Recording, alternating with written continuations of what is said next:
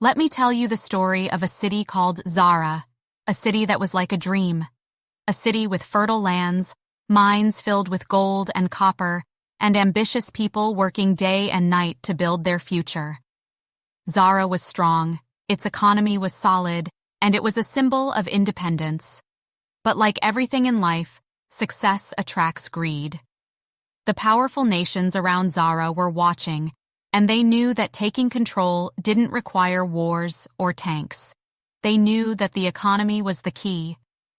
One day, a large foreign company called Global decided to enter Zara. The company was known for its massive projects and promises of prosperity for developing nations.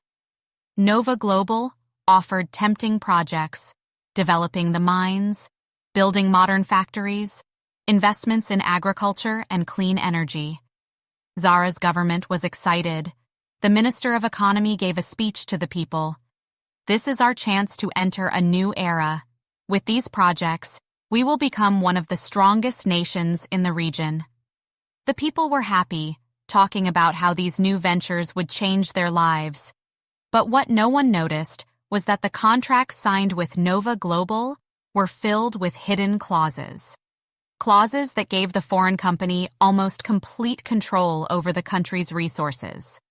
The first major project was in the gold and copper mines.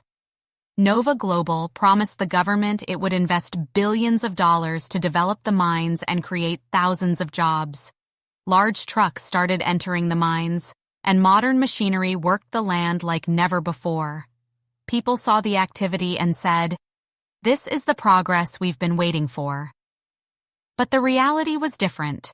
The company was taking 90% of the profits and leaving the government with a small percentage, barely enough to cover its expenses. The agricultural lands around the mines began to disappear. Farmers who used to grow wheat and vegetables found themselves out of work because the water that once irrigated their fields was now being used for mining operations.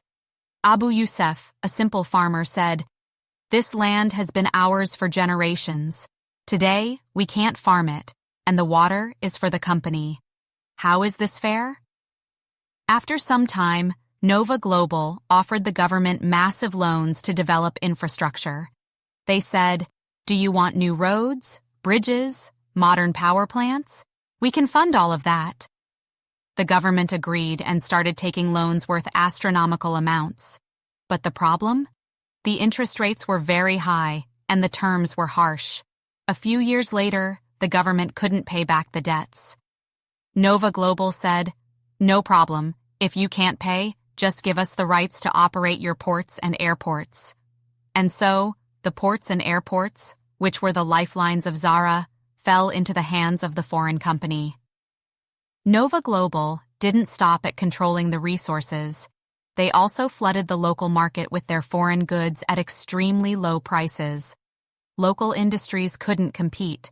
Small factories shut down, and local traders lost their businesses. Abu Karim, the owner of a small textile factory, said, "We used to export our fabrics to all the neighboring countries.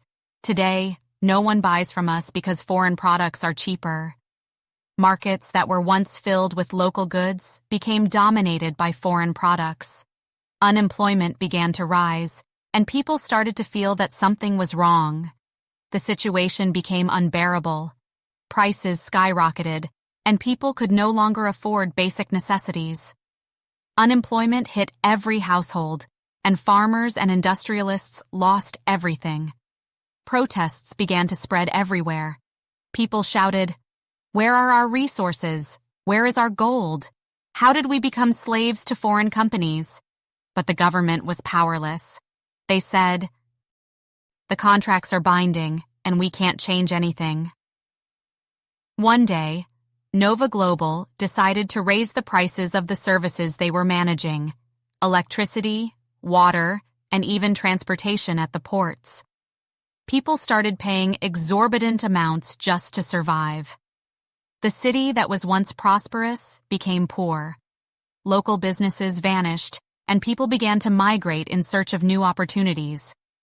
The government tried to negotiate with Global, but the company was stronger. They said, We own the contracts, and there's nothing you can do. Today, Zara is no longer an independent city.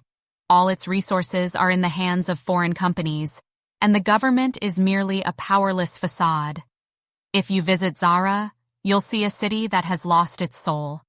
The luxurious buildings built by Global don't reflect the lives of the people living in poverty.